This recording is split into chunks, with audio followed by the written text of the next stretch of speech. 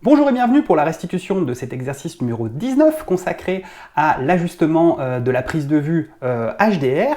On va voir donc avec vos images, les images que vous avez postées dans le groupe Facebook, quelles sont les choses qui ont pu marcher et celles qui ont pu poser un petit peu plus de problèmes à la prise de vue. A tout de suite.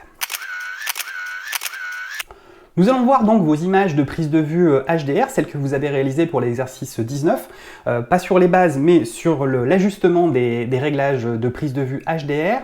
Je vous ai laissé 2, même 3 semaines pour réaliser cet exercice puisque actuellement je suis en train de refondre complètement le site formationphotographe.net. Je vous en reparlerai très bientôt puisqu'il y a beaucoup de nouveautés qui vont arriver sur le site. L'idée, ça va être de faire quelque chose de plus simple que le groupe Facebook et aussi de plus complet.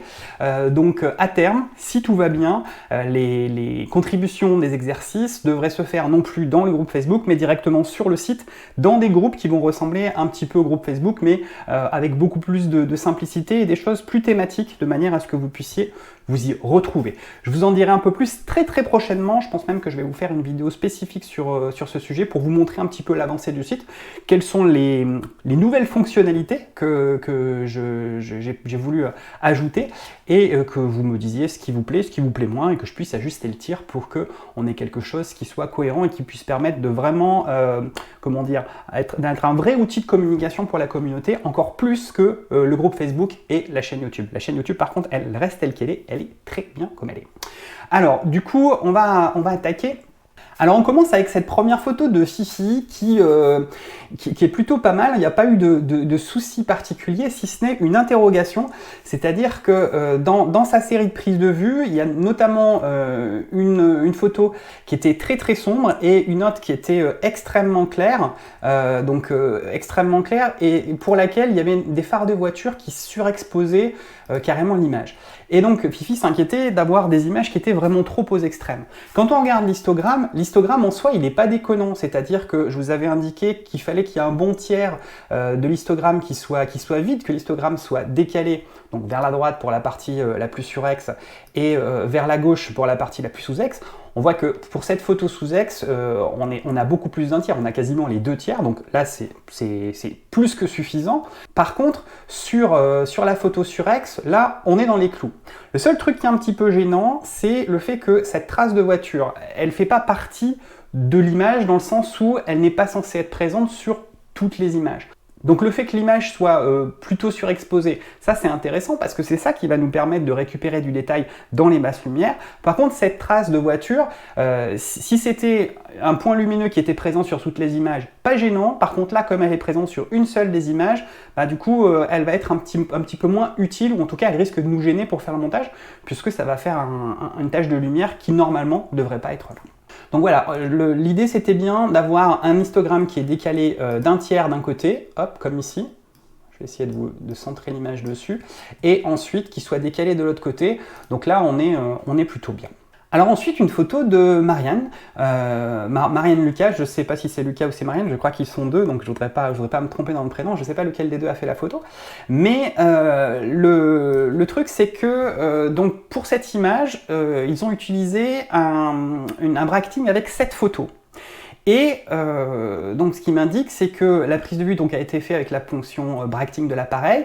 Cette prise de vue avec un écart d'un stop, d'une valeur, donc comme c'est la vitesse qui varie, donc une valeur de vitesse d'écart à chaque fois. Mais, dit-il, je me suis aperçu qu'il y avait 3 prises de vue à 1/4 de seconde. Alors c'est normal en fait, enfin ça peut être normal. Admettons que la vitesse de départ ce soit 1/20000, c'est-à-dire que si l'appareil photo fait 7 prises de vue, compte tenu de la sensibilité ISO et de l'ouverture de diaphragme, on part, avec la mesure qui a été faite, sur 1/20000 de seconde. Ce qui va se passer, c'est que les prises de vue qui vont être avec des vitesses plus lentes, ça va pas poser de souci, puisque de 1/20000, il va faire 1 millième, 1 500e, 1 250e de seconde. Pas de souci. Par contre, dès qu'il va falloir monter dans les vitesses, au-delà d'1 20000, il passe à 1/4 et comme l'appareil photo, il peut pas faire plus rapide qu'un 4 eh ben, il va faire 1/4, 1/4, 1/4, puisqu'il est déjà au taquet, donc il peut pas faire plus. Donc il va enquiller 3 photos avec la vitesse maxi de 1/4. Et c'est complètement normal. Donc là en fait le truc c'est que les réglages de départ faisaient que la vitesse était trop élevée et n'ont pas permis, donc ces réglages de départ, ils n'ont pas permis à l'appareil photo de faire des variations de vitesse sur les vitesses plus rapides que la vitesse de départ qui était de 1/2 millième de seconde. Alors ici on a un petit souci qui vraisemblablement pour moi n'est pas lié à la prise de vue, c'est Michel qui nous a envoyé cette photo et on voit que dans son ciel, il y a une partie qui est cramée, enfin ça fait un effet un petit peu chelou. Et quand on regarde ces images, pour moi, il n'y a pas vraiment de choses déconnantes. C'est-à-dire que les images les plus sous-exposées sont correctes et les images surexposées sont aussi correctes. C'est parfaitement échelonné entre les deux. Donc le souci, il vient plus de la fusion HDR que de la prise de vue. Donc je dirais Michel, la prise de vue était bonne, ce qui a posé problème, c'est plus la fusion avec le logiciel. Donc elle m'indique que la fusion a été réalisée avec le logiciel Lightroom effectivement on peut avoir parfois des surprises. Alors ça tombe bien parce que je voulais vous parler aussi de la photo de Pierre qui a photographié donc un immeuble avec une prise de vue qui est tout à fait correcte dans son bracketing. Donc on voit très bien que du plus sombre au plus clair, on a plus du tout sur les parties, sur les photos la plus sous-ex, on a du détail parfaitement dans toutes les plus hautes lumières, et à l'inverse, sur les photos sur-ex, on a du détail partout dans les basses lumières. Donc la prise de vue était bonne, et il nous a fait une première image donc, qui est fusionnée avec Lightroom, et on voit qu'il y a malgré tout, les parties les plus sombres restent bouchées, et une deuxième photo qui a été montée non pas avec Lightroom, mais avec Photomatix, et là, la fusion en tout cas a permis de récupérer plus de détails dans les zones sombres. Alors Photomatix, c'est un logiciel que moi j'utilise depuis des années et que j'aime bien, pas seulement pour sa fusion, mais aussi pour sa capacité à gérer des traitements par lot. C'est-à-dire que j'aime bien, quand j'ai une série de prises de vue, je fais par exemple une série de bracketing à 5 photos, et je vais faire toute ma série des bracketing à 5 photos, et ensuite je vais faire un traitement par lot de manière à avoir un traitement de base sur chacune de mes images, sur chacun de mes lots de photos HDR, et fusionner chacun, et c'est très pratique quand on a beaucoup d'images HDR, quand on fait, notamment pour de la photo immobilière. Moi j'aime bien utiliser cette technique-là et ce logiciel-là. Donc je les ai contactés.